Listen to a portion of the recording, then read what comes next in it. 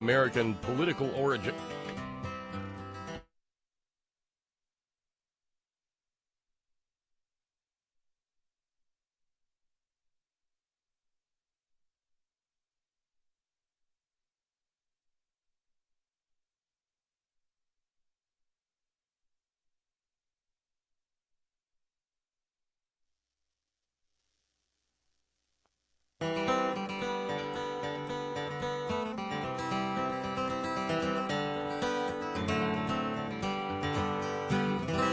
Welcome to the Virtual Center for the Study of the Constitution and Civic Responsibility, an ongoing inquiry into American political origins and evolving institutions.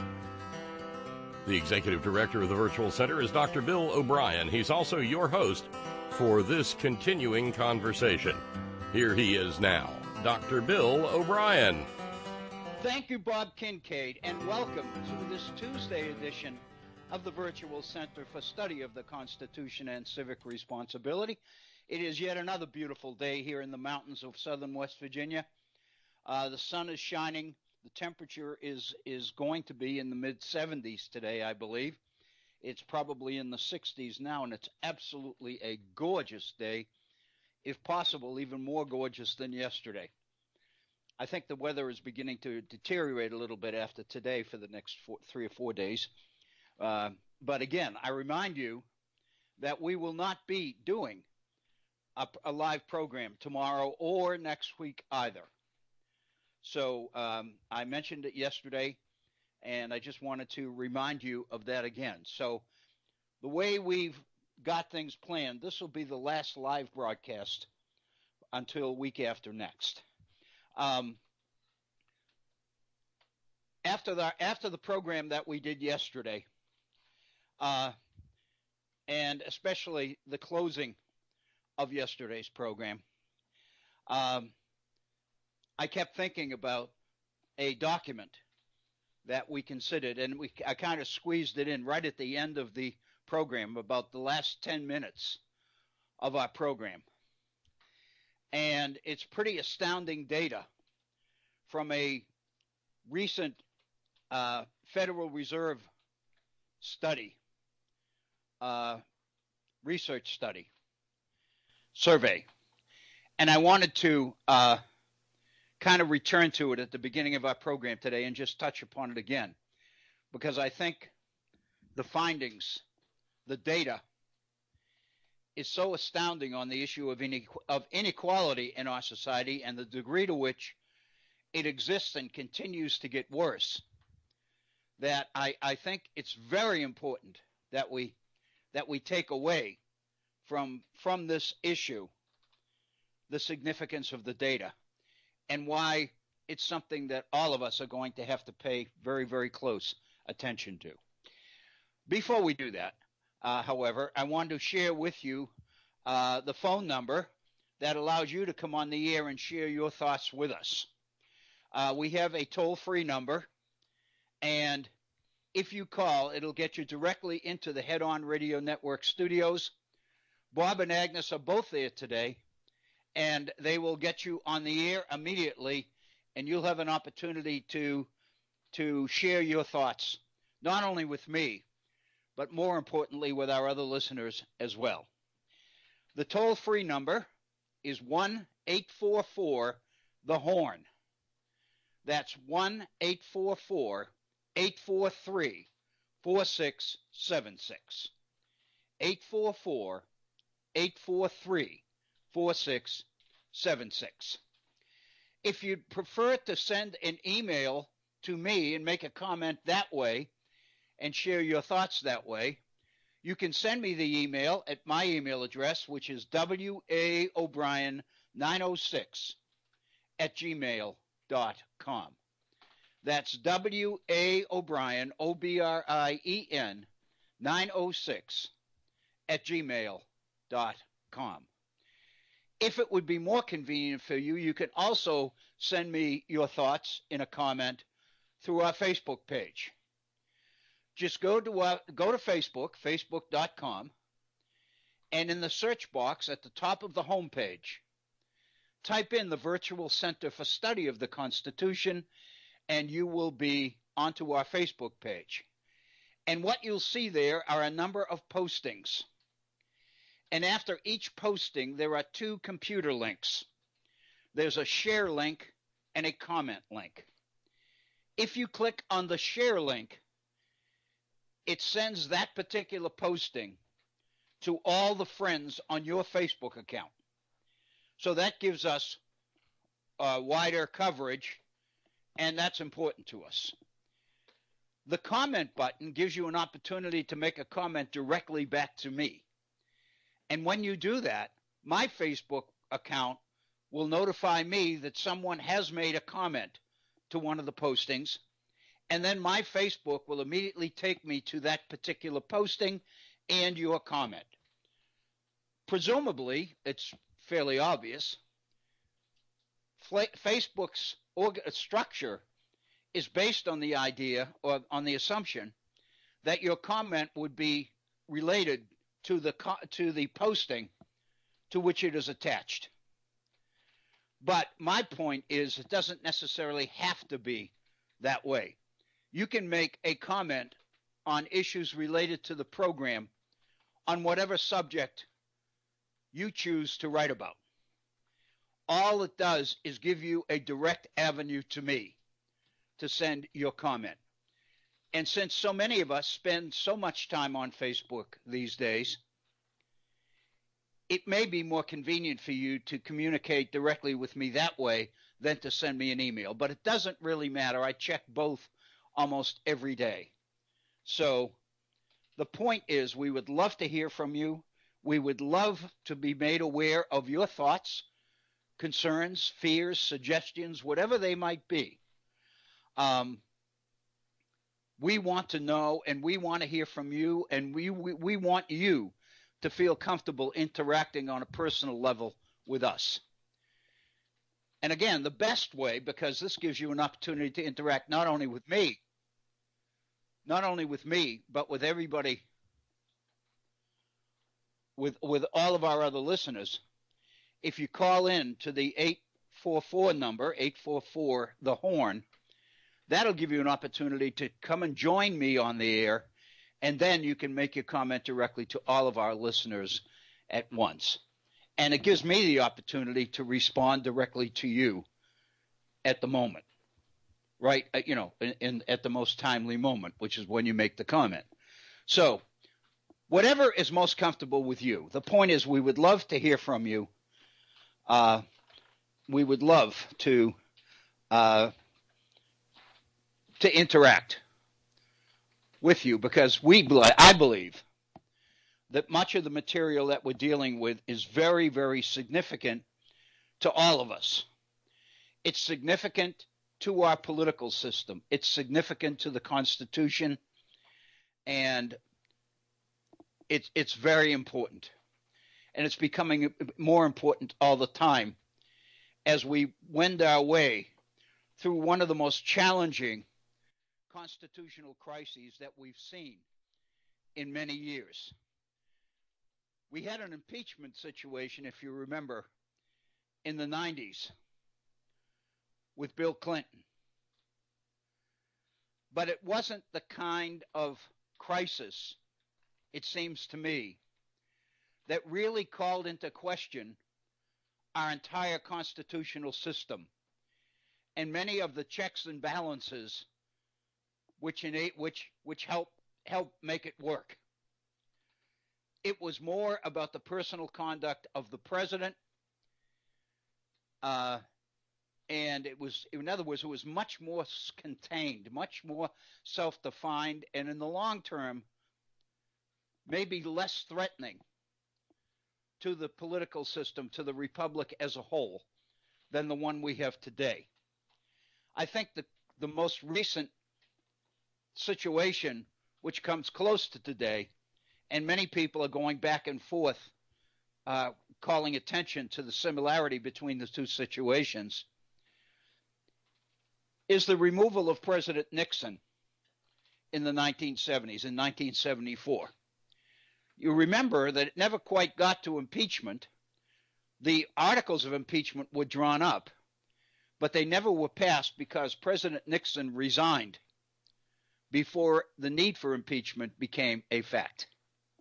Once he realized that members of his own party had deserted him, and with the release of the tapes, he had nothing to do but resign. And he did. But in many ways, it tested the system. What we are going through today is testing the system as well. But it seems to me the issue which makes it more serious than any of the others previously is the fact that in the process of this presidency, many of the checks and balances, many of the assumptions on which this republic has been able to function for so long have been called into question, or have been put on hold, or have been seriously challenged. And people have been talking about the issue of a constitutional crisis for quite a while now, and they keep focusing on different things.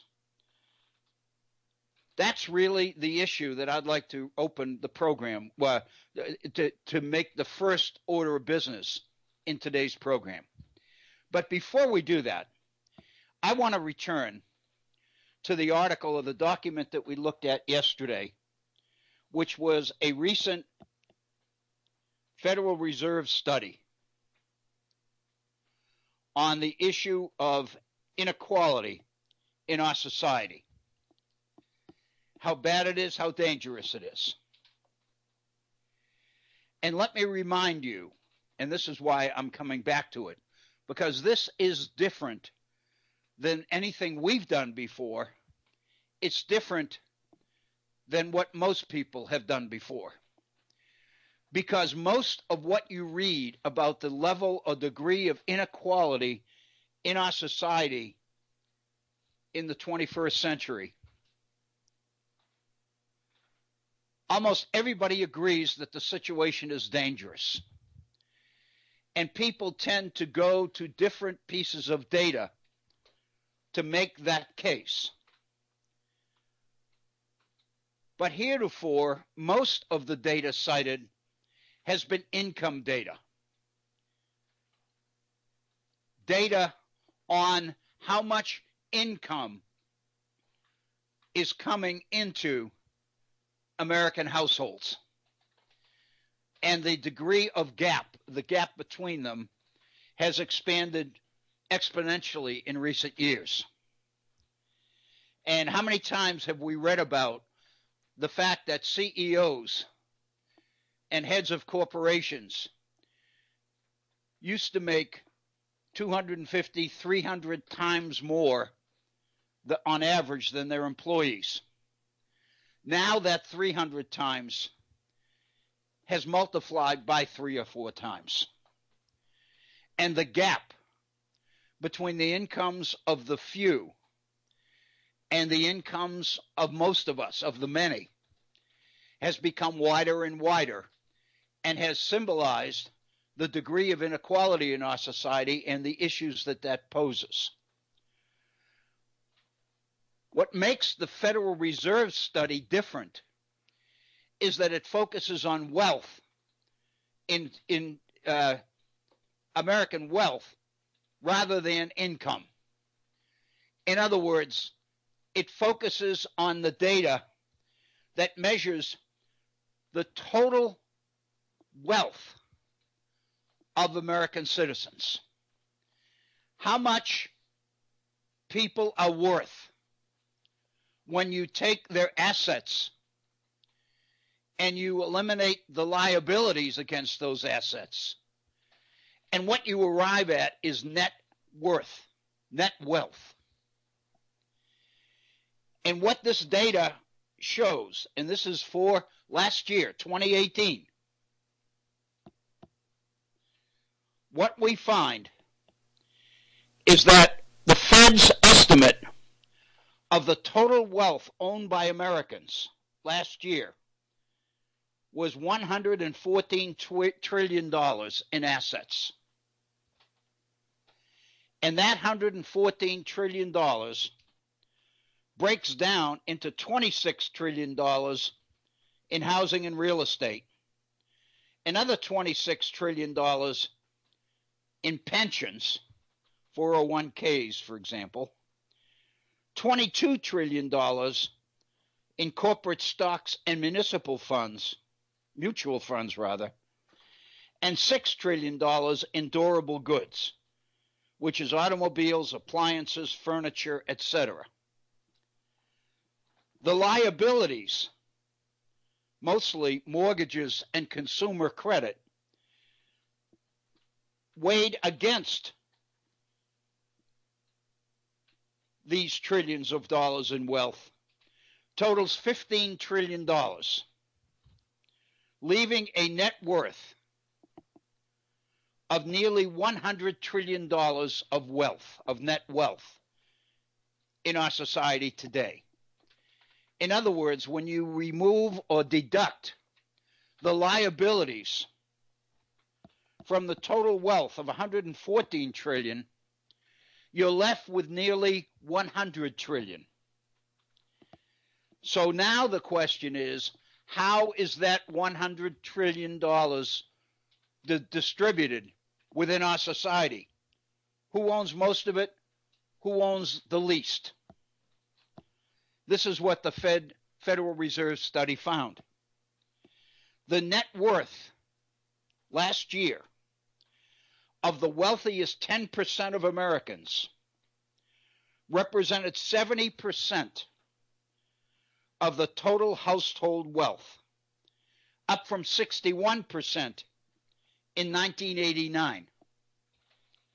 And let me mention now that this Federal Reserve data is new only in the sense that this is the first time that it's been released in a timely fashion. Net wealth was being measured by the Fed as far back, as far back as 1989. The problem was that it took so long to accumulate the data that by the time you tried to release it, it had changed. And it's only now that we've devised a method to get this data and assemble it and digest it quickly and get it out.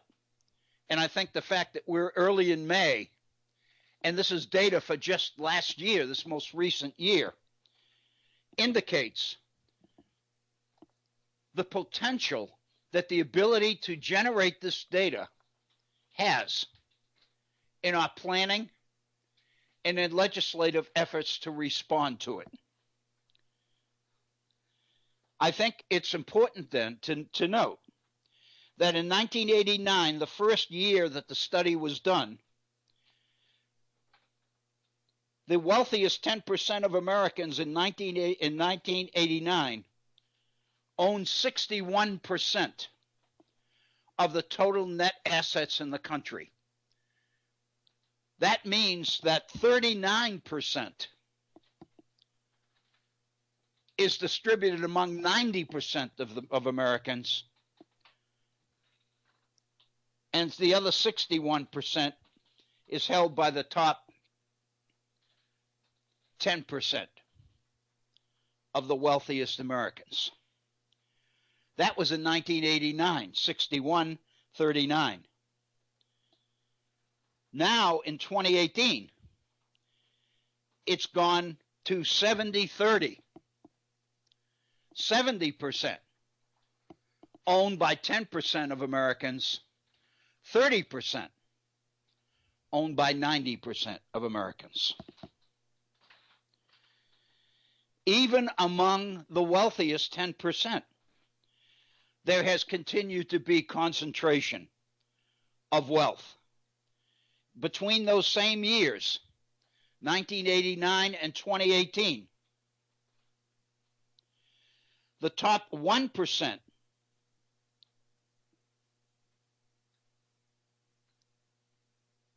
controls 31% in 2018, whereas they controlled 24% in 1989.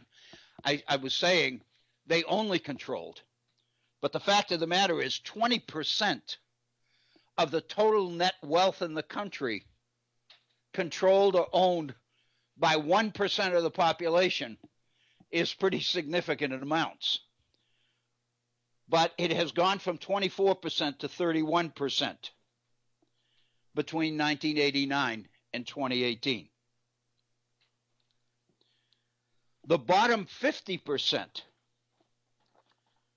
of U.S. households in 2018 had virtually no net worth. Their liabilities, their debt, equaled or surpassed their assets. 50% of Americans own no measurable wealth. In 1989, the bottom 50% controlled 4% of the total wealth. Last year, it had dropped to 1%. It's become effectively a wash. Can you imagine 50% of Americans are looking at the future with no measurable assets to rely on or bank on?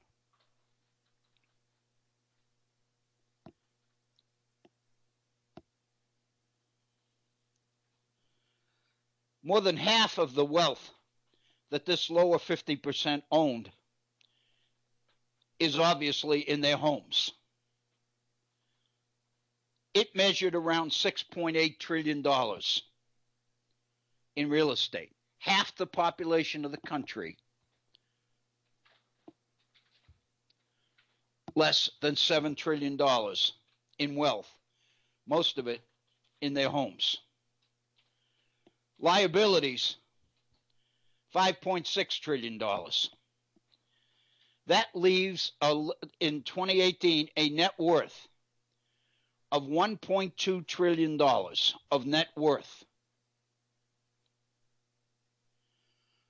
for the bottom 50% of Americans. Remember, that's out of a total net worth of $100 trillion. That means that 50% of the population controls 1.2% of the net worth in the country, wealth in the country. The other 50% controls 98.8% of it. That is incredible. What makes this particular study, I think, so significant is that it makes inequality dramatically more visible and more threatening to the society at large. It indicates that as bad as the problems is when you look at income, it becomes even worse when you look at it from the perspective of total wealth. The Fed study also found that between 1989 and 2018, the biggest loss, the biggest losers in that 30-year period were the middle class. They're dropping faster.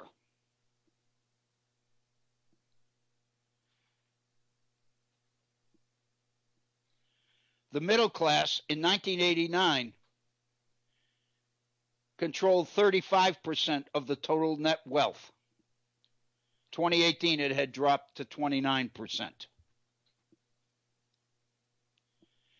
And then, and we mentioned this yesterday, age is a factor because young people haven't had a chance to accumulate a lot of wealth in their working lives. But as they continue to work and grow older, they accumulate more and more wealth. Then when they retire, they begin to spend down their wealth. So all of this factors in. It's a variable that I think is very, very important. I think, and the reason I wanted to review this today is that we stuck it in at the end of the program yesterday. But the more I thought about it after we went off the air, the more I began to appreciate how important this is and how frightening the challenges of inequality are. I think it's very important that we as a nation take this on and take it on as quickly as possible. Because this kind of gap in ownership in this society threatens citizenship. It literally threatens the republic. Now, it's very obvious that there are other issues that are serious threats to all of us as well. Climate, for example. And it's really hard to decide that one's more important than the other because they're both more important. It seems to me that the last thing we can afford, and this is a comment that I want to make as we leave this topic, but I think it's significant. It's more important than ever that our government function and be able to continue to function and function well. We are facing these challenges with a central government that has effectively become dysfunctional.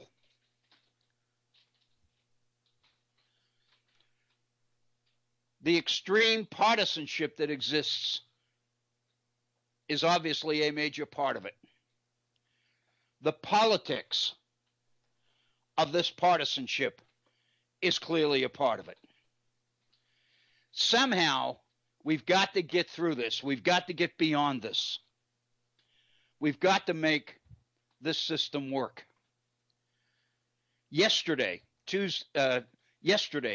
Monday, excuse me, I was going to say yesterday was Tuesday, but today is Tuesday. Mitch McConnell gave a speech on the floor of the Senate. And basically, the gist of his speech was that Democrats have to get off the mark and return to the major business of legislating. That they are spending the bulk of their time and effort in attacking and finally trying to find ways to take down the president and to delegitimize the 2016 elections well after 2 years that this president has been in office. Now that the Mueller report is out, has been released, Mitch McConnell's argument is because the special counsel found no evidence of conspiracy between the administration or the campaign and the Russians, and because the Attorney General concluded from the Mueller report that Mueller had decided that there wasn't justification for a legal finding of obstruction of justice, that it was time to move on. It was time for the Democrats to stop investigating the president and start legislating. That brought an immediate response from Chuck Schumer, the minority leader.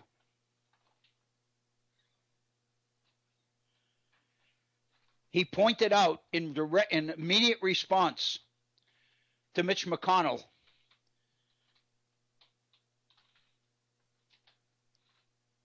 that the senator from Kentucky was speaking out of both sides of his mouth at the same time. Because the fact of the matter is, the reason that legislation has been on hold for so long is because he's been stonewalling, using his position in the Senate to kill legislation after legislation after legislation. Now, as the investigations against the behavior of the president are moving into full gear, into gear, now, Schumer says, McConnell wants the House to get back to the issue of legislating, when in fact he's made it impossible for legislation up until now. That what he has done instead is take his Senate, the Senate that he controls, and begin to use it as a shield to protect the president from investigation and possible removal from office. It seems to me, as I look at this data on inequality in this country, that we can't have this. We can't have this dysfunction in the face of challenges that threaten the future of this republic. We need a government to lead. We need leadership. And we're not getting it. And many of us are beginning to fear that the constitutional system itself might break down under the weight of such dysfunction. Clearly, it's turning citizens off. It's causing citizens to have less and less faith in their government. And they didn't have that much to begin with. How can we expect citizens to participate intelligently in the business of government when government itself is rendering that mass participation of citizens impotent? We're driving citizens away from their legitimate roles as participants in the political process. Up until now, leaders, and at the very beginning, the founders, were determined to find ways and build into the system strategies to bring citizen participation into the system and make it a key part of the system. Now, government is behaving in a way which is doing just the opposite. Jamel Bowie,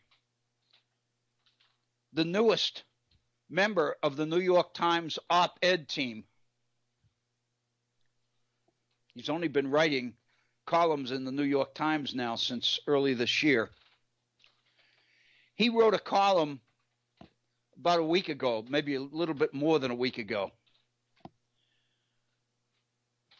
about the political rigging of the system by Republicans. It was a breakdown of strategies that Republicans have used on the national level and on the state level to discourage citizen participation, to make citizen voting more difficult. And there are numerous examples that he cites, which suggests that this is not just an abstract theoretical point about Republican obstruction. It's real, and there are substantive examples of it. As movements in states to bring more and more people into the process have begun to bear some success, as evident in the 2018 midterms, where the turnout among certain groups of people that had always been low, especially in midterms, had increased dramatically because of voter registration efforts and other type things, other type strategies. In response to that, Republican leadership in many of the states they control, and remember, they control more than half of the state governments, have been working in the directly opposite direction, trying to come up with schemes and strategies to discourage voting, to make voting more difficult, to reduce the number of hours and the number of days that the polls are open, reduce the time that citizens are given to register to vote, penalizing citizens if they make an error or an omission on their registration. For example, the state of Florida passed legislation recently which permitted released felons to vote, and felons who are still incarcerated to vote. You may remember recently in one of his campaign speeches, Bernie Sanders made the comment that every citizen has a right to vote, even those that are incarcerated.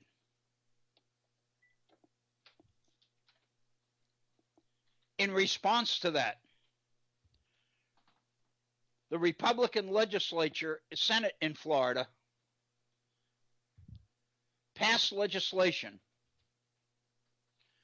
to assess a fee that felons would have to pay in order to get their right to vote. In other words, they would have to pay a fine.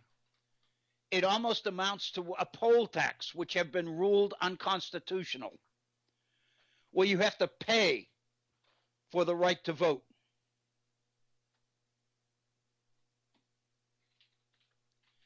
In Tennessee, as new groups of people are being recruited to vote, to register and vote, Republicans have moved legislation which assesses punishment for citizens who fail to take training in how to vote before they're allowed to do it. In Wisconsin and Michigan, newly elected Democratic governors face legislation passed before the Republican predecessor left office. Republican legislatures were passing legislation denying the incoming Democratic winners in 2018 to fulfill all the duties of their office by appointing members of their cabinets, and by in other words, denying them the right to control the government they just won legitimately at the polls. Kansas, the same kind of thing. In other words, state after state after state where Republicans are in control of legislatures have passed legislation to make voting more difficult, more rigid voter ID laws, requiring photo IDs, requiring all sorts of paperwork. The number of polling places at elections in many cases have been reduced. Many of these polling locations have been moved so that people don't even know where it is they're supposed to go to vote. All of this, it seems to me, works against the challenges that government faces today. This is the last thing we can afford to have, is political dysfunction in the face of such serious social, economic, and ultimately political problems. So again, I think we can't leave this information, this material, too quickly, because I think it's too important.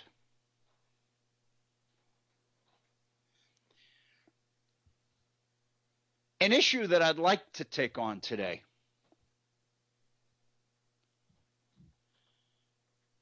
is the Trump administration's obstruction, stonewalling of House oversight. It's everywhere.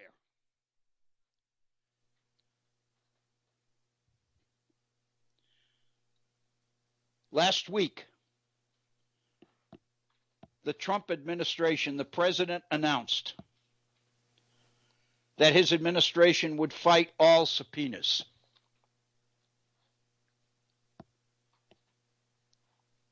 Among the requests that the House has made in recent days that have been denied or ignored by the administration, President Trump's top advisor on immigration, Stephen Miller, declined an invitation to come before the House committee and discuss immigration policy. The Justice Department rebuffed a subpoena for John Gore, Deputy Attorney General, to answer questions about the 2020 census and the citizenship question.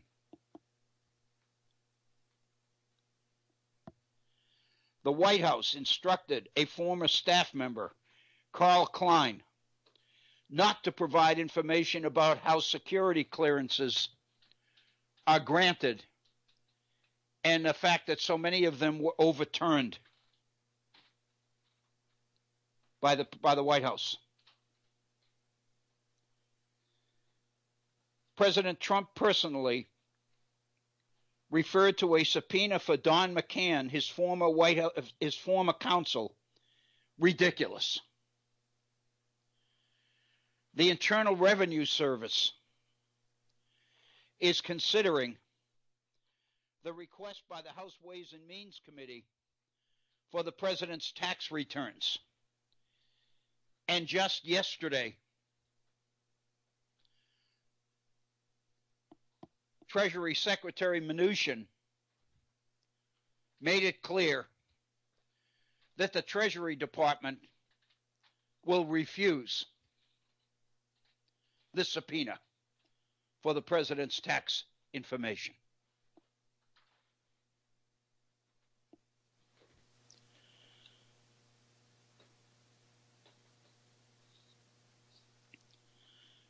I remind you of a piece that we looked at yesterday in the New York Times by James Madison on the issue of impeachable offenses. When Madison was covering the Nixon situation in the mid-70s, early and mid-70s,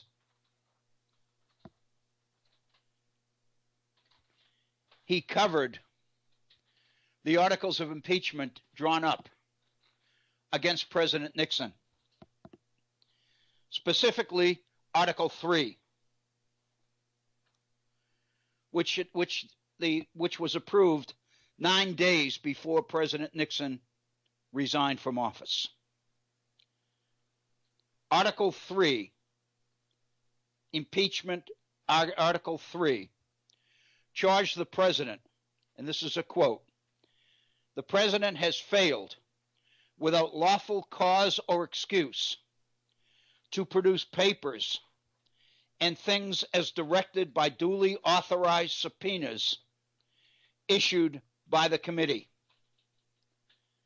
Instead, it read, Nixon has substituted his own views as to what materials were necessary for the committee to render its judgment and interposed the powers of the presidency against the lawful subpoenas of the House of Representatives. His refusal to comply interfered with the committee's ability to fulfill its constitutional duties and was therefore subversive of constitutional government. That was in 1974. That is exactly what's happening today.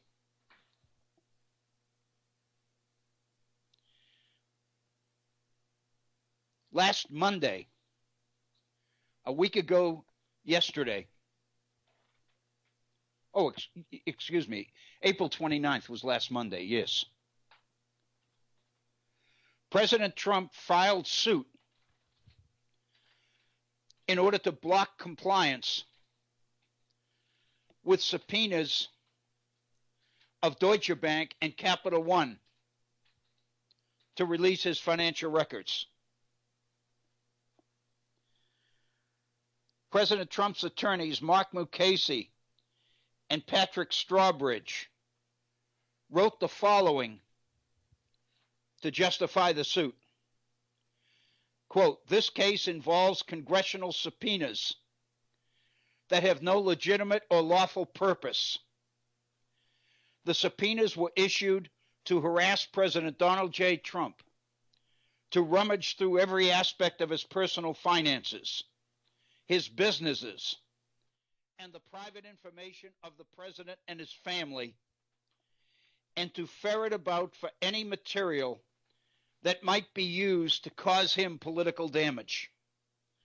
No grounds exist to establish any purpose other than a political one," unquote. Further, they say, every citizen should be concerned about this sweeping, lawless invasion of privacy.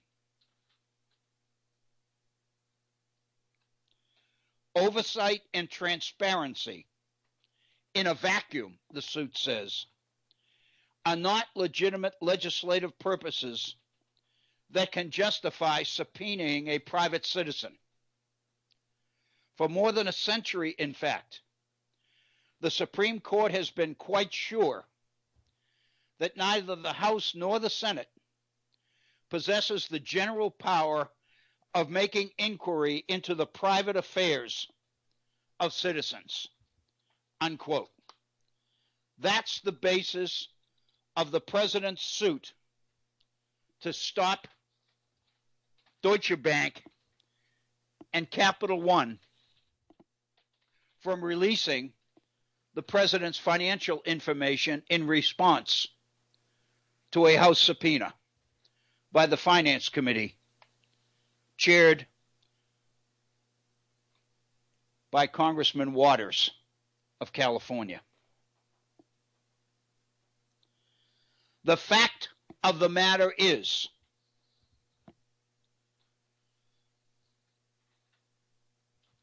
that Mnuchin's determination to deny Congress the right to see the president's tax returns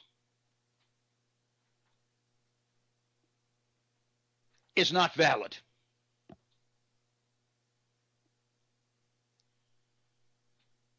Congress has by law the right to request from the Treasury Department the tax returns of any citizen, including the president. The chairman of House Ways and Means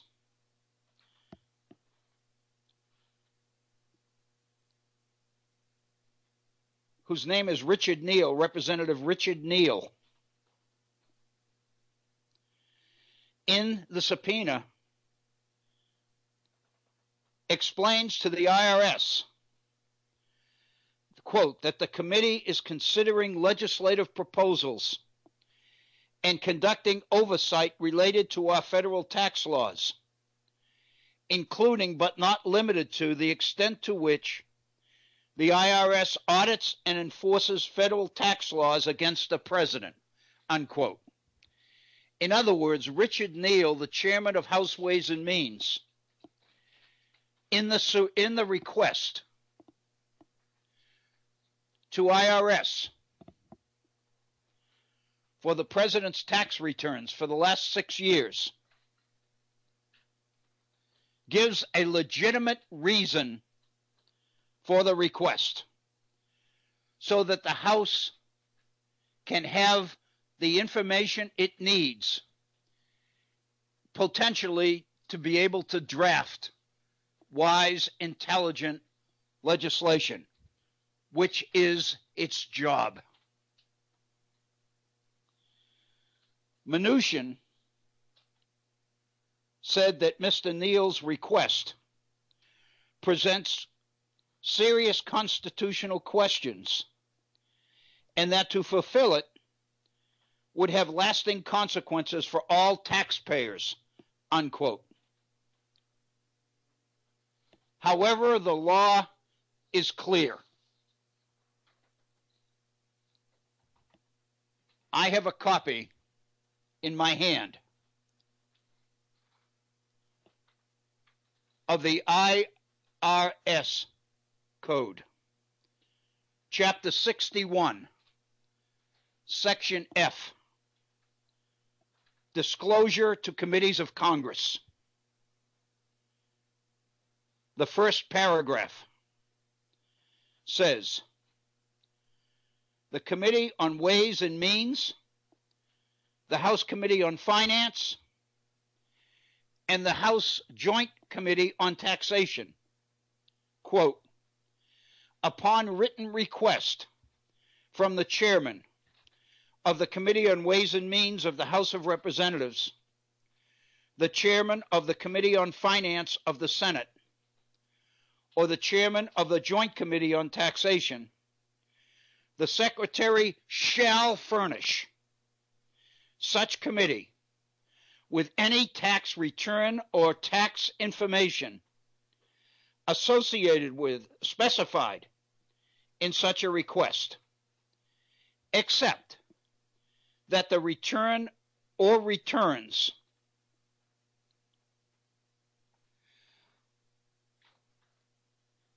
if they identify directly or indirectly a particular taxpayer shall be furnished to such committee only when sitting in closed executive session, unless permission otherwise is given by the taxpayer.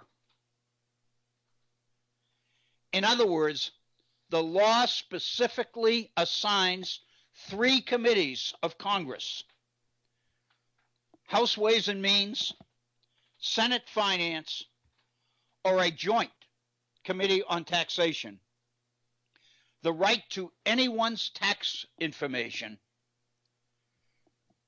with the only caveat being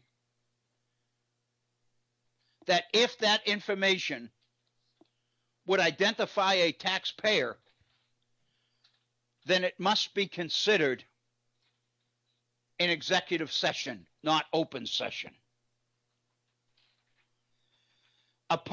This is paragraph 2. Upon request by the Chief of Staff of the Joint Committee on Taxation, the Secretary shall furnish him with any return or return information specified in such request. Such Chief of Staff may submit such return or return information to any committee described in paragraph 1, except that any return or return information which can be associated with or otherwise identify, directly or indirectly, a particular taxpayer shall be furnished to such committees only when sitting in closed executive session, unless the taxpayer involved consents in writing to the contrary. Mnuchin does not have the right to deny the president's tax returns to the chairs of these committees, because it is part of the committee's structure, constitutional responsibility of oversight. Information leads directly to good legislation. Lack of information produces poor legislation. In order to do its job, these committees must have access to the kind of information they need in order to do their job. There's more. Mnuchin talks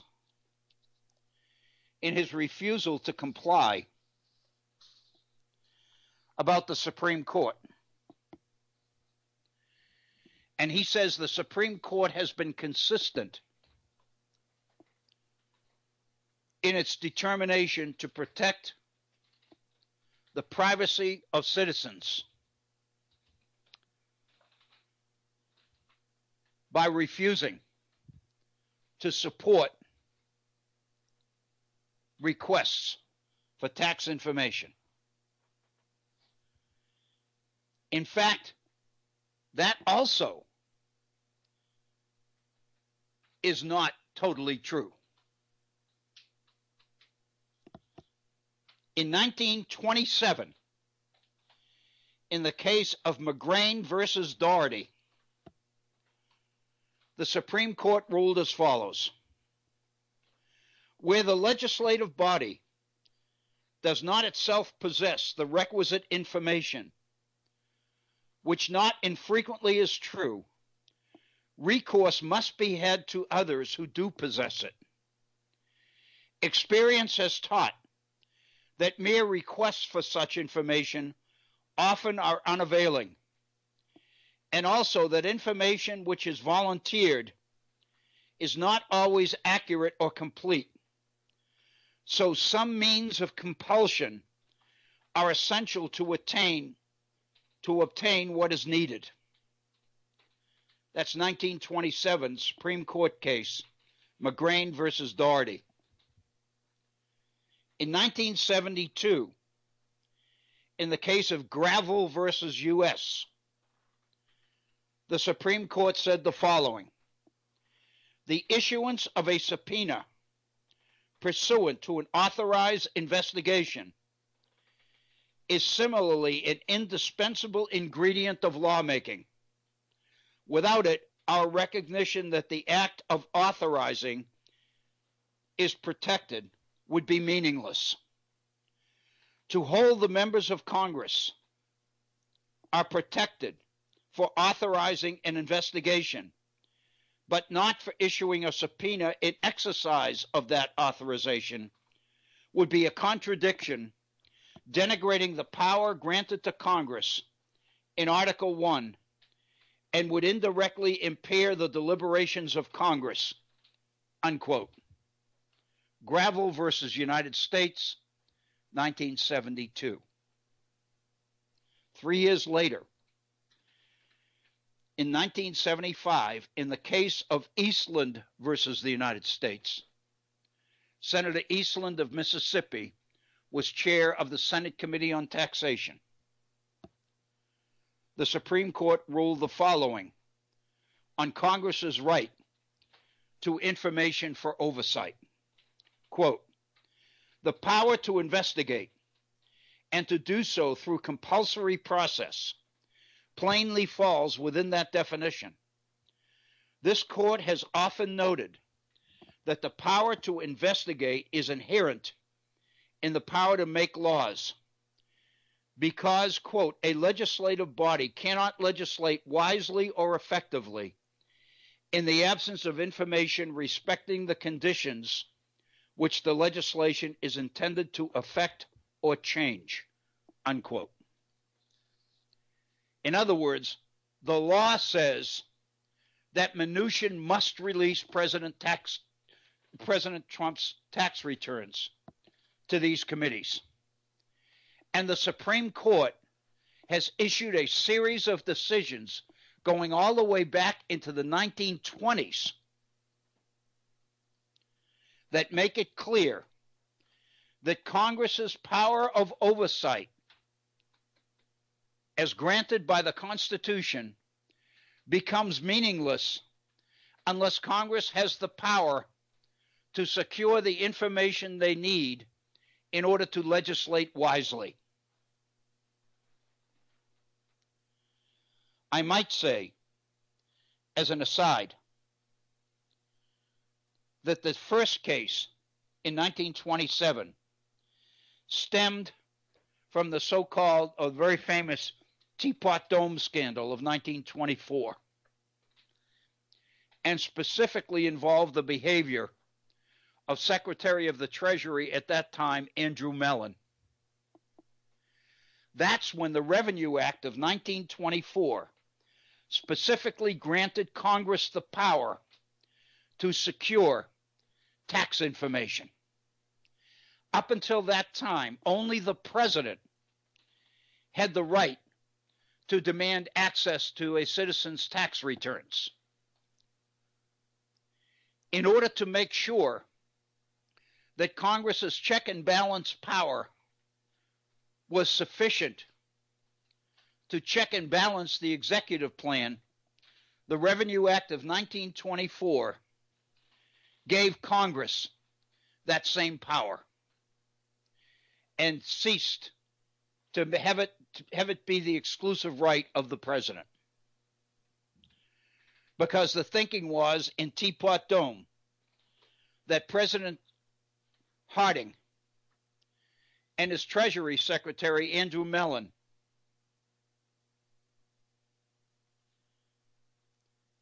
had basically denied Congress the information it needed to legislate wisely.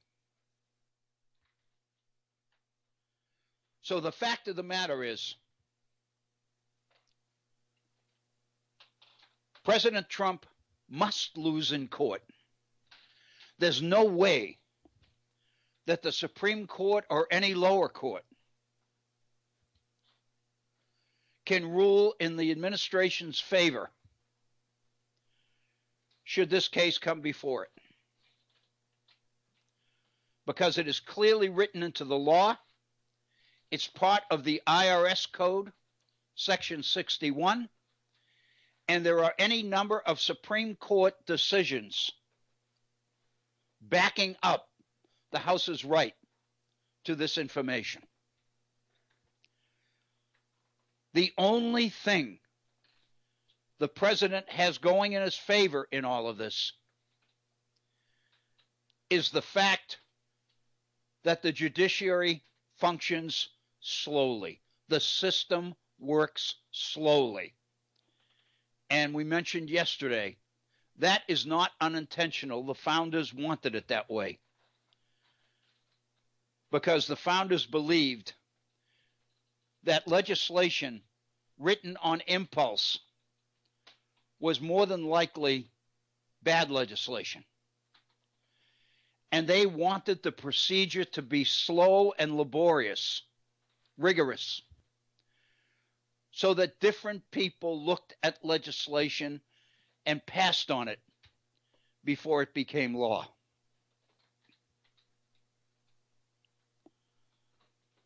It appears that the time the president and the administration would get by stonewalling these requests, these subpoenas, is all they've got a chance to win, is time. But the fact of the matter is that might be enough. I think we are clearly in the midst of a constitutional crisis. I know we've gone beyond the top of the hour. It's about 7 minutes after, and I'll stop in a moment. It seems to me that there's absolutely no question that we are in the midst of a constitutional crisis. In denying all subpoenas, the president is effectively denying Congress access to the information it needs to carry out its functions as assigned to it by the Constitution. The president, in challenging the subpoenas, is challenging the legitimacy of Congress as a co-equal branch of government. In fact, we saw evidence the other day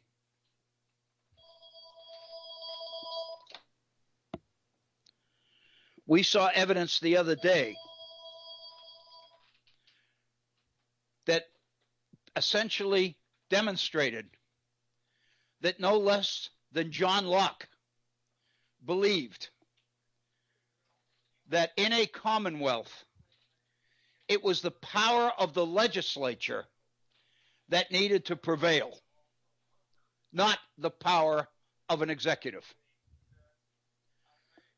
So, anyway, with that in mind, I think it's probably appropriate to stop at this point. I'm getting a voicemail on my home phone, and I apologize for that if you can hear it. We're going to pause now to take our break. It is 9 minutes after the hour, so we'll be back shortly before 15 minutes after the hour and get into our second hour. And I've got something in the second hour that I didn't know about. It excites me. I think it'll enlighten you. It did me. And I want to spend the last portion of today's program on this particular issue. You're listening to the Virtual Center for Study of the Constitution and Civic Responsibility. We're going to pause and take a brief break, 5-minute break. We'll be right back. I thank you, and I encourage you to stay tuned. Thank you.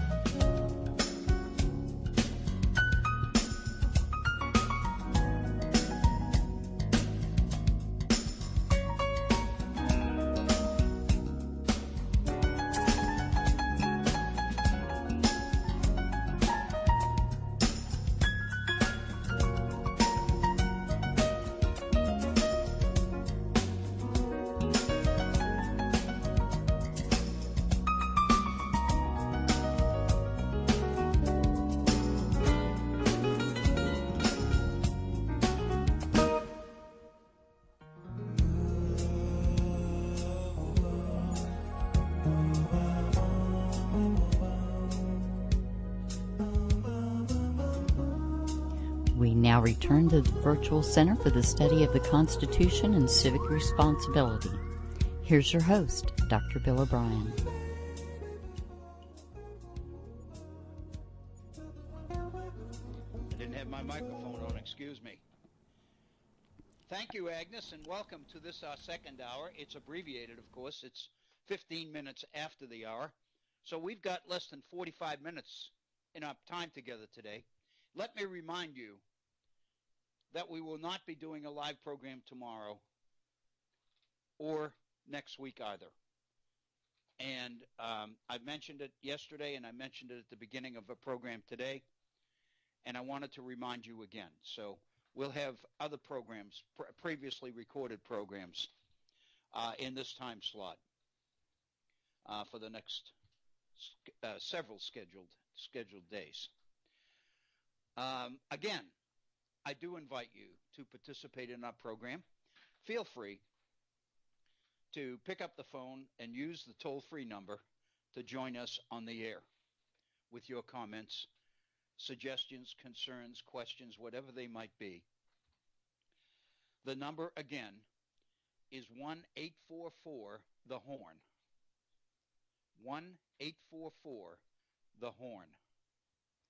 Or feel free to send me an email at waobrien906@gmail.com, or go to our Facebook page, click on one of the comment buttons after one of the postings, and you can communicate directly with me that way. I would love to hear from you, and I thank you for your continued support, not only of the program, but of the network itself. I mentioned that I had come across something recently that I didn't really know about. And part of the reason I didn't know it, obviously, is because it's really beyond the period that I considered to be within the purview of the program. In fact, I was wrong. Because this deals with information and materials from the 1790s, after the Constitution has gone into effect. I've always considered that as the border, if you will, on the legitimacy surrounding the study of the Constitution. When I planned the program and assigned a name to the program, Virtual Center for Study of the Constitution, my basic assumption was that, with the exception of Supreme Court cases and legislation defined to refine or make clear ambiguities in the Constitution, our period stopped when the Constitution began, when the Constitution went into effect. It's become clear as we've done our programs over the months and years that that's a belief that's pretty much misplaced. For one thing, the emergence of political parties is so critical to the operation of our constitutional system that the emergence of a two-party system in the early 1790s is a critical piece of the puzzle. It can't be ignored. It can't be overlooked. I've come to appreciate that. What I haven't had the time to do, and I'm doing more of it now, is doing some of the research in the primary sources of that period to complement research that we've done in the period during the development and creation of the Constitution. We had the Federalist Papers, for example. We've got the letters and speeches of some of the major people, some of the major individuals associated with the development and refinement of the Constitution. And we've looked at many of those in the primary source category. The fact of the matter is, primary sources are no less important in other periods of history as well. And the 1790s is no question, is no exception to that. With that in mind, let me share with you another of the series of essays that James Madison wrote in the National Gazette between December of 1791 and the fall of 1792. In other words, that year, Madison wrote 18 articles or pieces for the National Gazette during that one-year period. We've looked at a few of them. Last week, we spent a number of hours, it seems to me, on Madison's essay on consolidation. I made the comment here on the air that I believe that that particular essay should be required reading in every history and political science American government course in our high schools and colleges. Well, I've got another one that falls into the same category. And this is Madison's essay on property.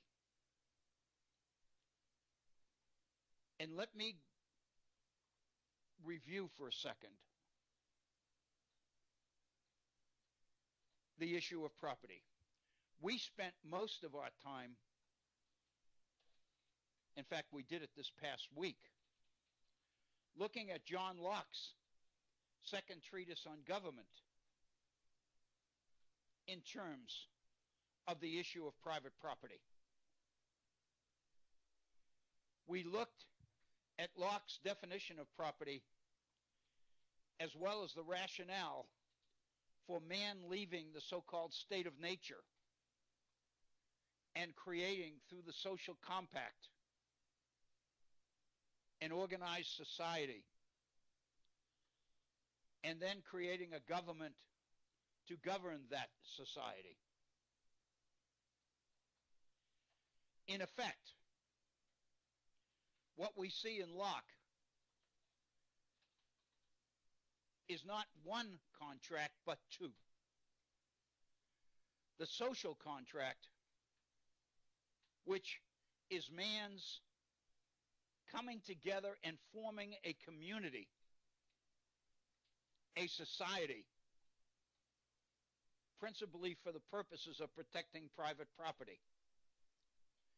And then the government that comes out of that so-called social contract is another contract.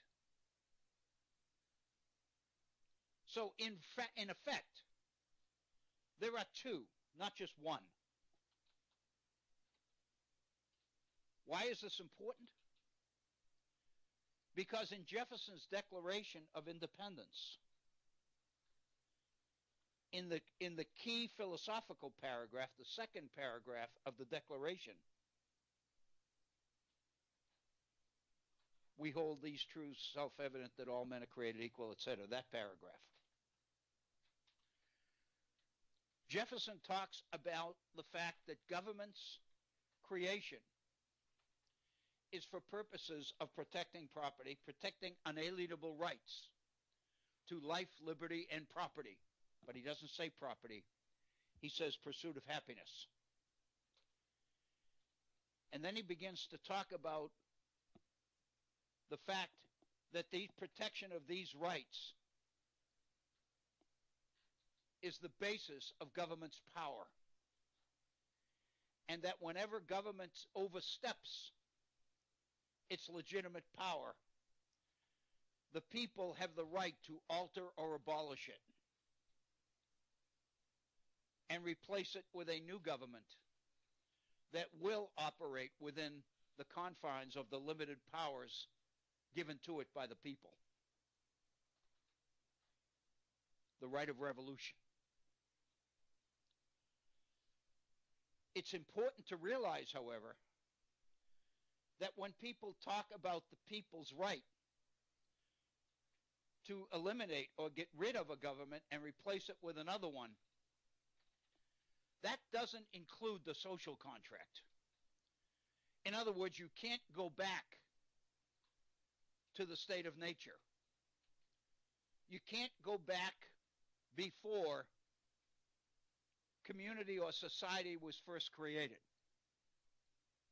The people don't have the right to change that. That would be revolution. What they do have the right to do is abolish one government and replace it with another.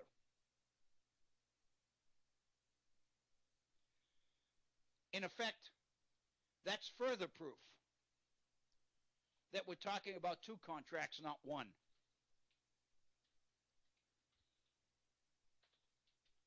But the real question that I'd like to deal with for the remainder of today is the issue of property itself. And for the longest time, I never thought seriously about the ramifications of the word property until I read Madison's essay, which I just came across in the last week.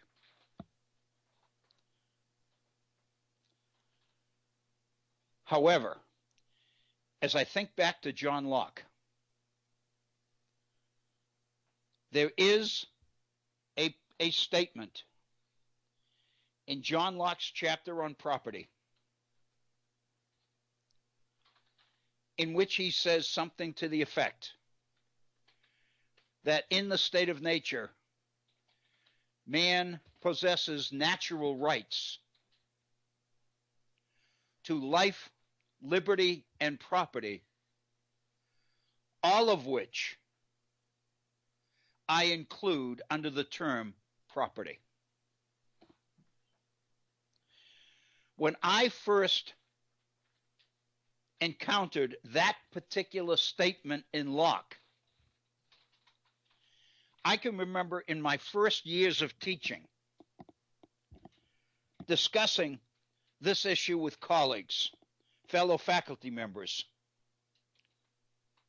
in the history department at Concord University when I first went there. Some of the most brilliant historians and best teachers I've ever encountered in my life. With one exception, they have all passed. And what we used to talk about over a beer, oftentimes, was the fact that Locke's focus on property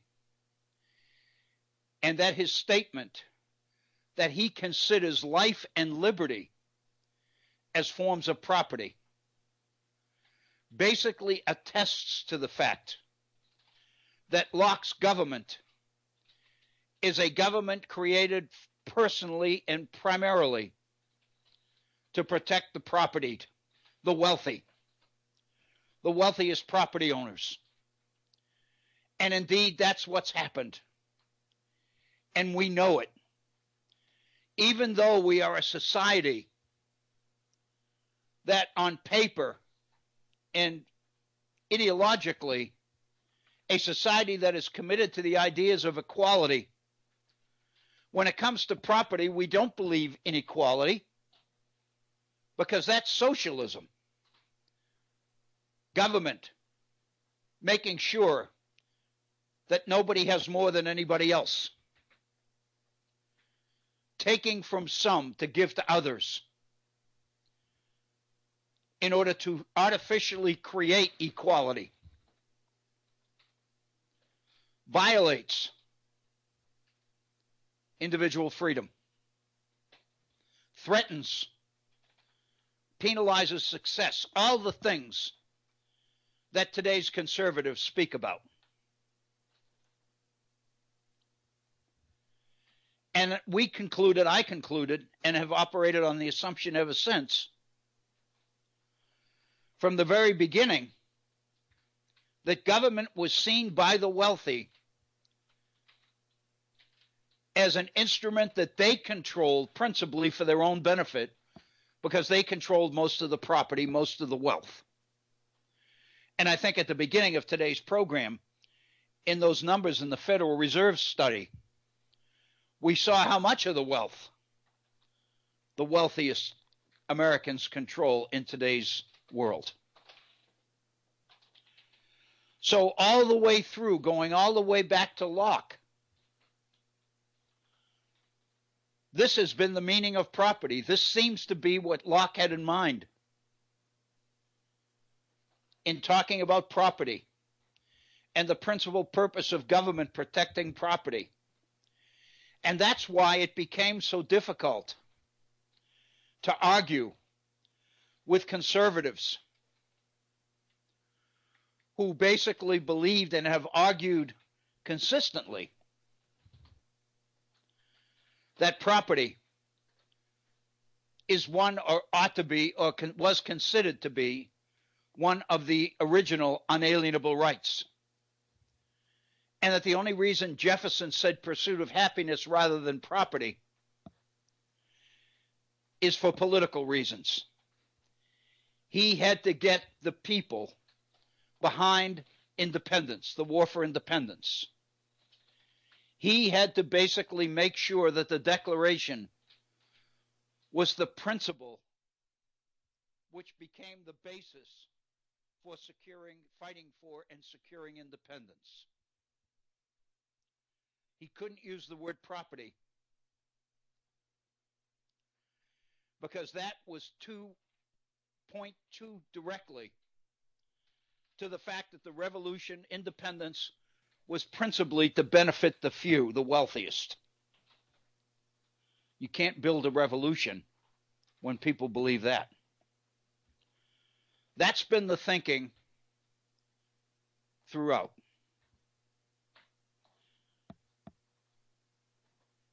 And then Madison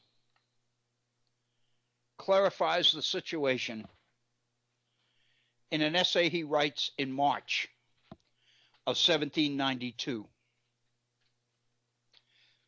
on property. And basically, James Madison tells us that in the colonial period and through the 18th century, there were actually two different meanings of property.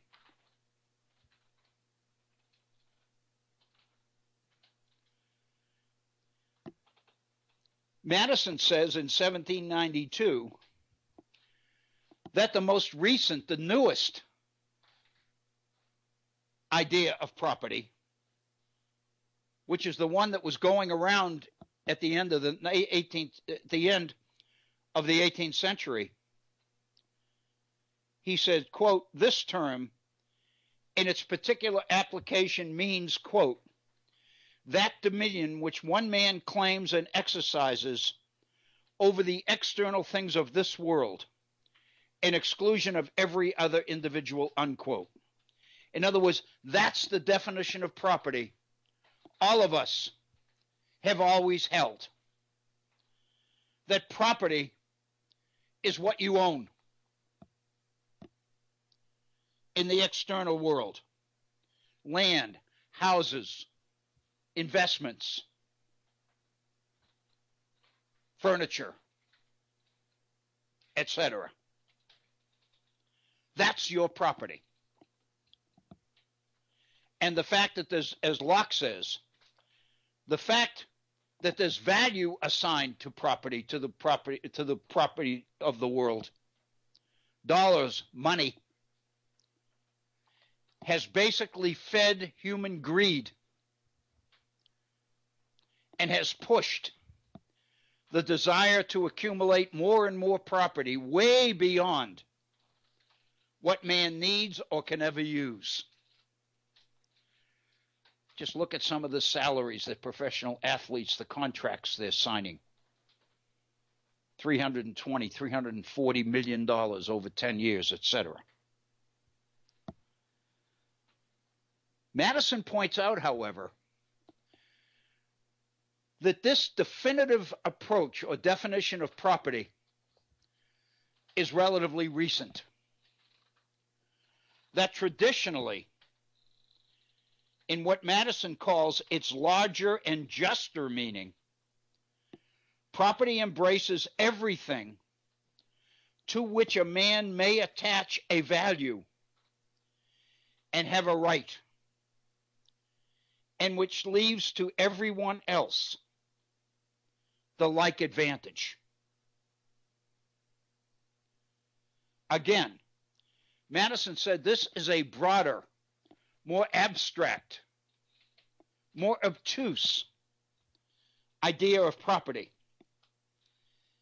because it embraces everything to which a man may attach a value and therefore have a right to. And it's something that everybody else has as well. So, Madison goes on, in the former sense, the newest version, a man's land or merchandise or money is called his property. All of this is a quote. I'm reading directly from Madison's own words. In the latter sense, Madison says, a man has a property in his opinions and the free communication of them. He has a property of peculiar value in his religious opinions and in the profession and practice dictated by them. In other words, your freedom to practice your religion is your property. It has value to you. It is your right. And your right is indeed your property.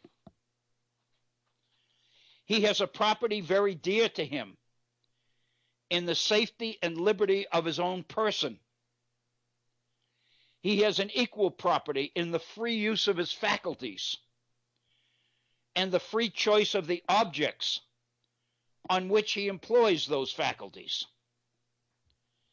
In a word, Madison says, as a man who is said to have a right to his property, he may be equally said to have a property in his rights. Think about that. Your rights are your property. Not just what you own materially is your property. Your rights are your property. Your right to practice religion, your right to create, your freedom to create, your freedom to produce, your freedom to worship, your freedom to print. All of these things are forms of property. If you think of property in that context, in the what Madison calls the old or the traditional context, then Locke's idea of life, liberty, and property, all of which he defines by the term property, makes perfect sense.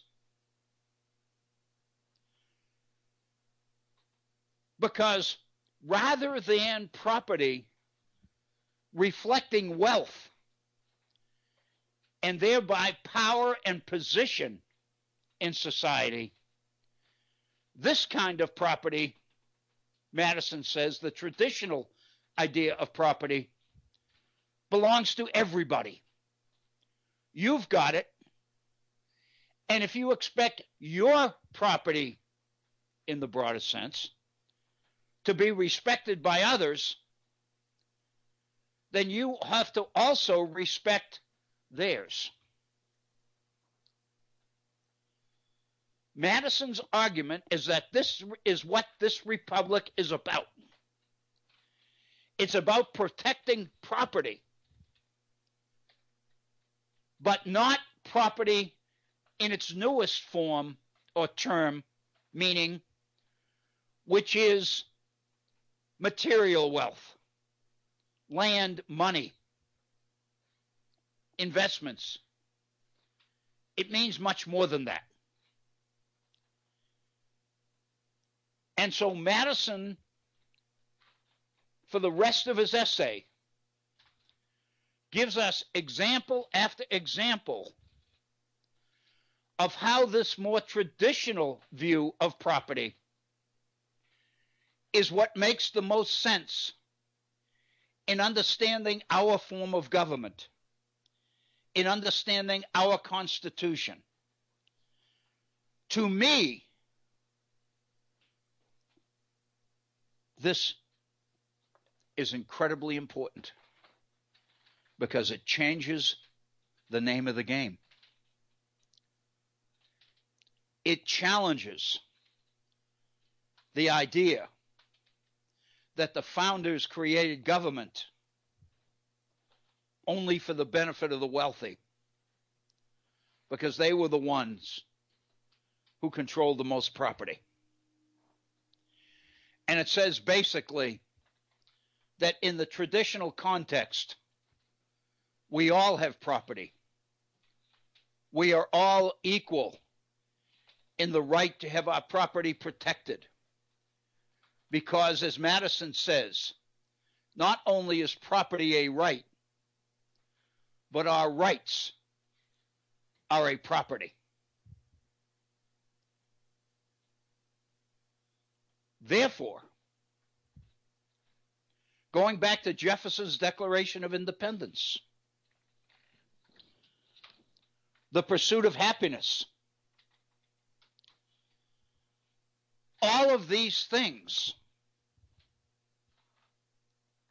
all of these rights, if you will, that Madison addresses here,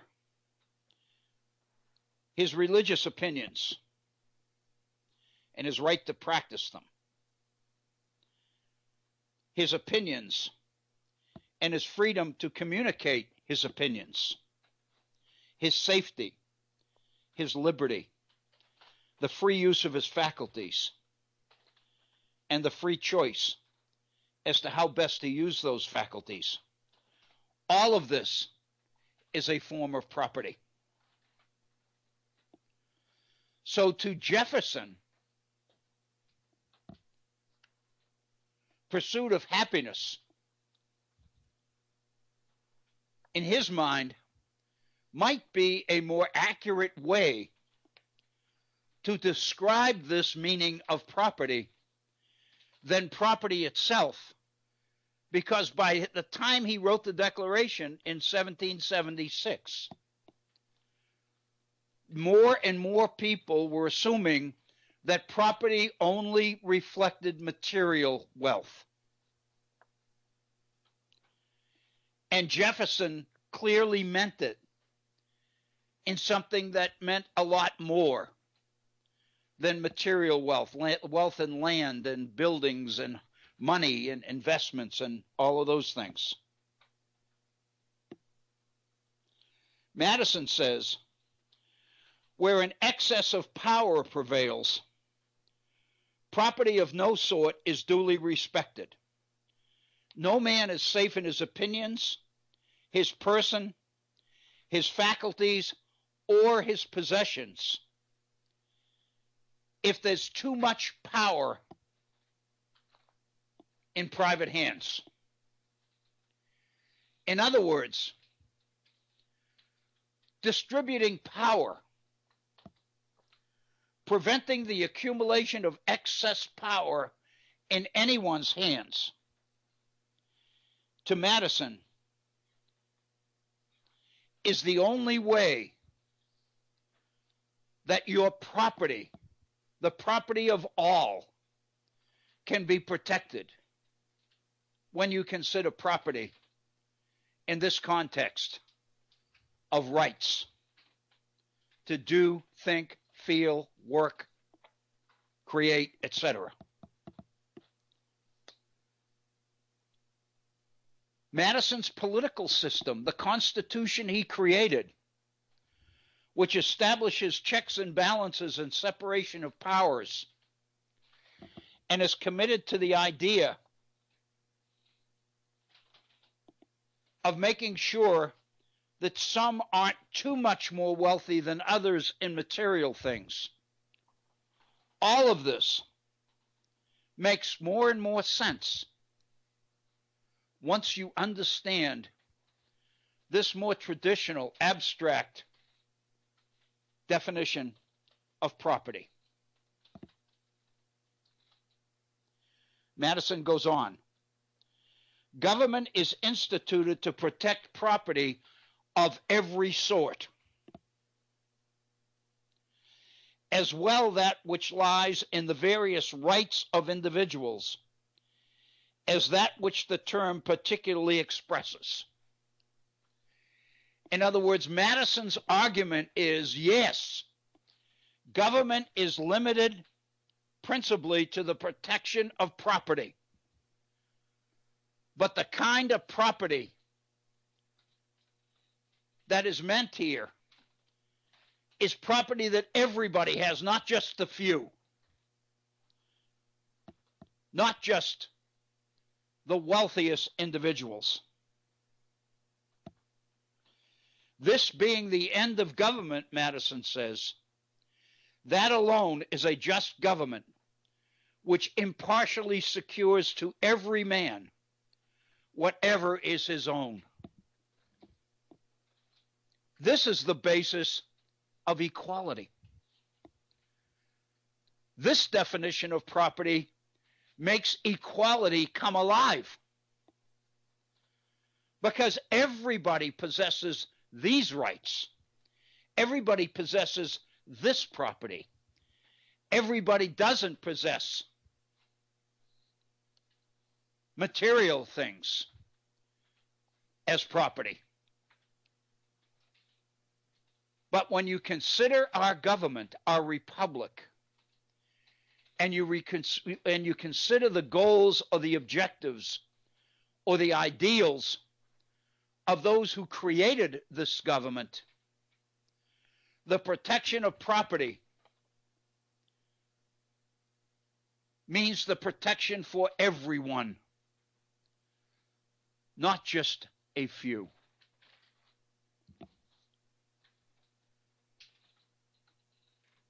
It seems to me this absolutely changes the game. Think about it.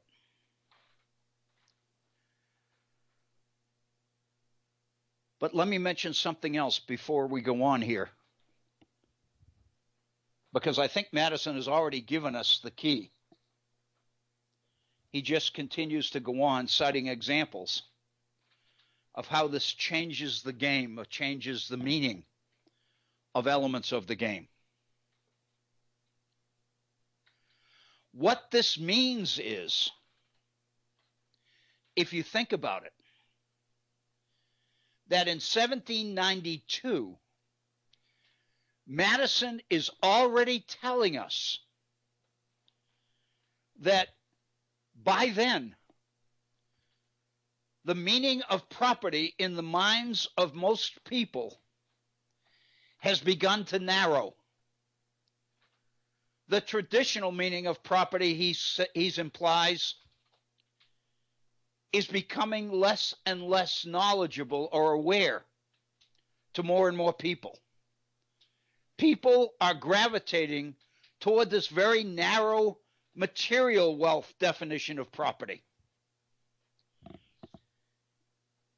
And what Madison is pointing out is our government doesn't make any sense if you define property in this new, more narrow way. The only way that our government makes any sense is if you look at property in its more traditional, more abstract, broader sense. He goes on. According to this standard of merit, the praise of affording a just securing to property should be sparingly bestowed on a government which, however scrupulously guarding the possession of individuals, does not protect them in the enjoyment and communication of their opinions, in which they have an equal, and in the estimation of some, a more valuable property. What he's pointing out is that we are beginning to zero in on a definition of property which is changing the very nature of the government that the Constitution creates. Because if you lose the more traditional, broader view of property, the further and further away it gets, the less and less sense government makes. And the more government seems to be the agent of the wealthiest Americans. And the fact of that is that is exactly what the wealthiest Americans want us to believe. They have seized this newest definition of property in order to redefine the priorities of our own government. And they're taking away from us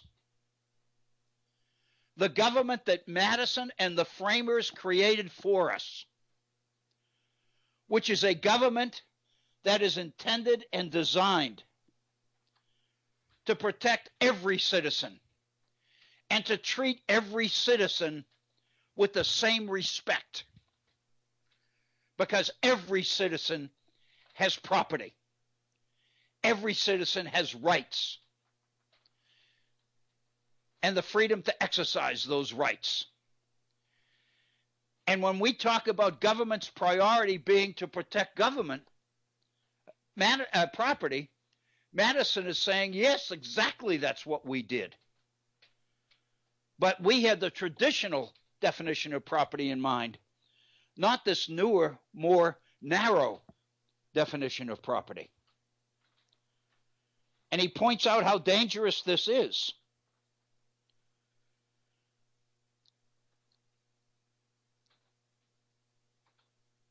Because if you accept the fact that government's principal responsibility is to protect property, you got to be careful to keep government's power under control. Because a government that becomes too strong may protect the material property of the wealthiest, but it's going to abuse its responsibility to protect the property of the rest of us.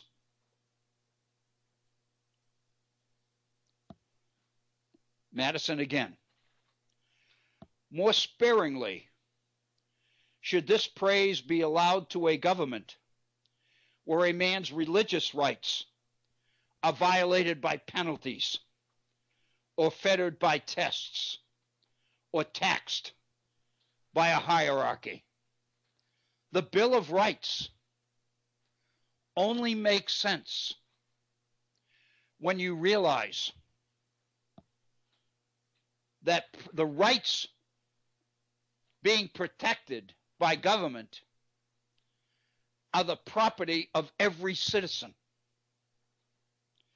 not just the wealthiest Americans.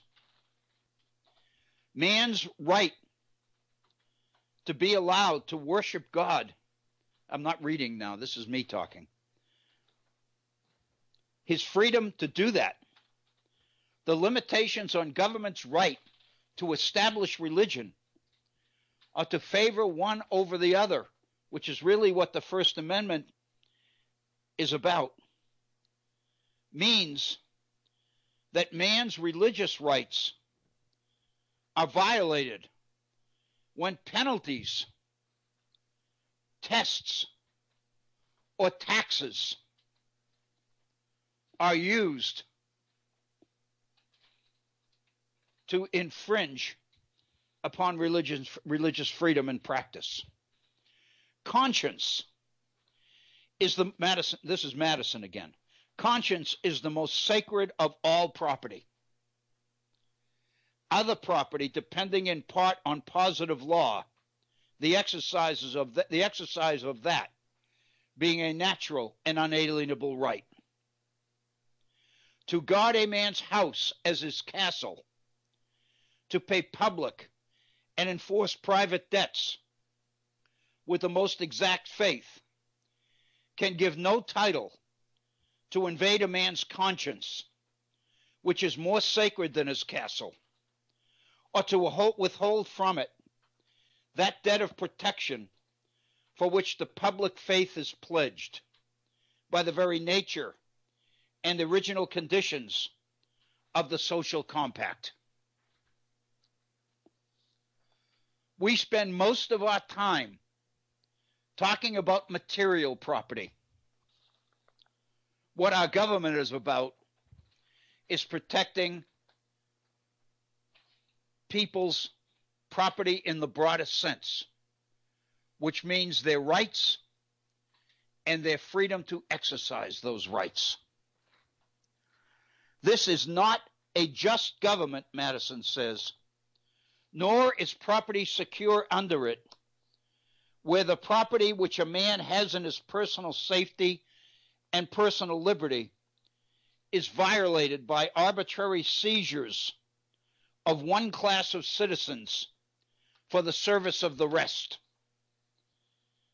A magistrate issuing his warrants to a press gang would be in his proper functions in Turkey or Hindustan under appellations proverbial of the most complete despotism.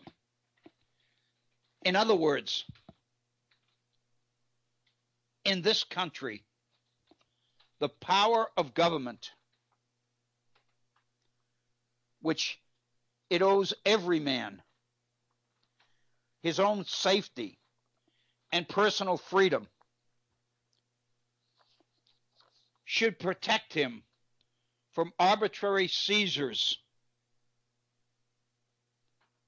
of any kind of property.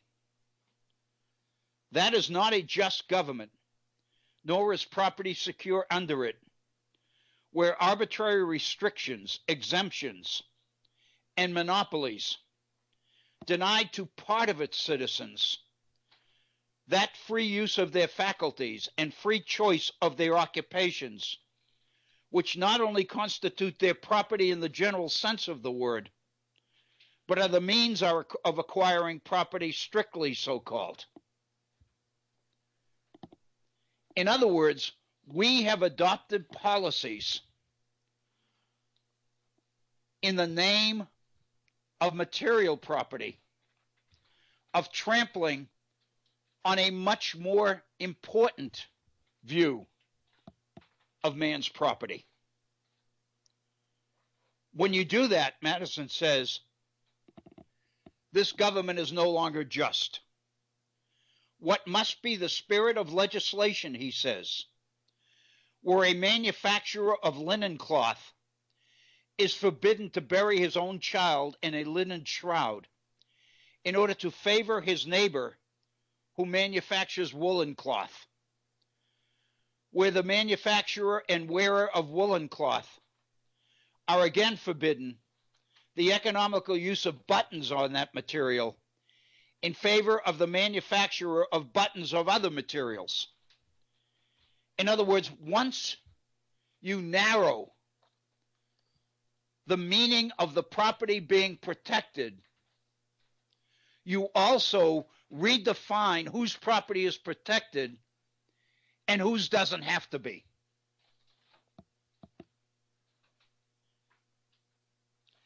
A just security to property is not afforded by that government under which unequal taxes oppress one species of property and reward another species, where arbitrary taxes invade the domestic sanctuaries of the rich and excessive taxes grind the faces of the poor, where the keenness and competitions of want are deemed insufficient to spur labor.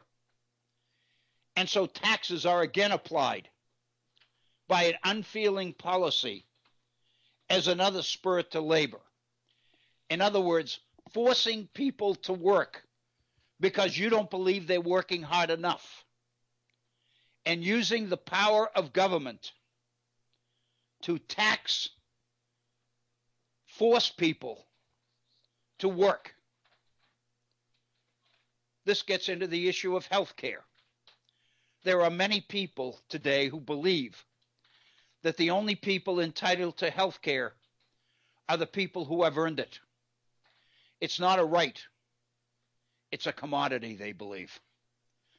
They're not out to guarantee or ensure that everybody has access to good health care.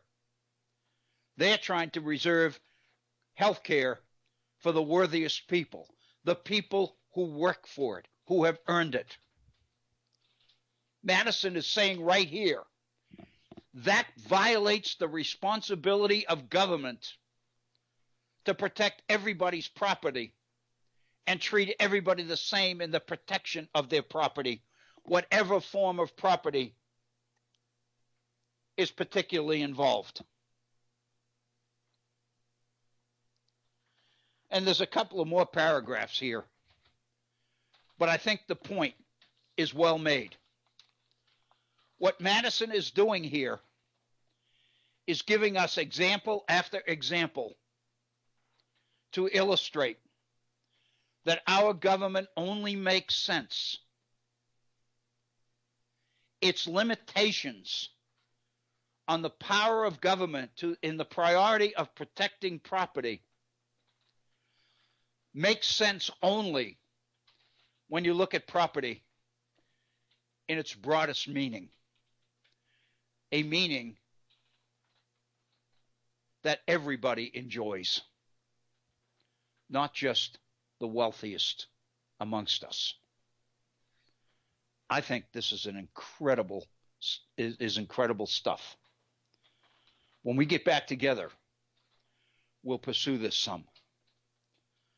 I think it's extremely important. Again, our time is up. Thank you so very much for your continued support. Thank you for the support of the network. Thank you for the support of this program. I truly appreciate it. I hope that you have a wonderful rest of this day, rest of this week, and next week as well.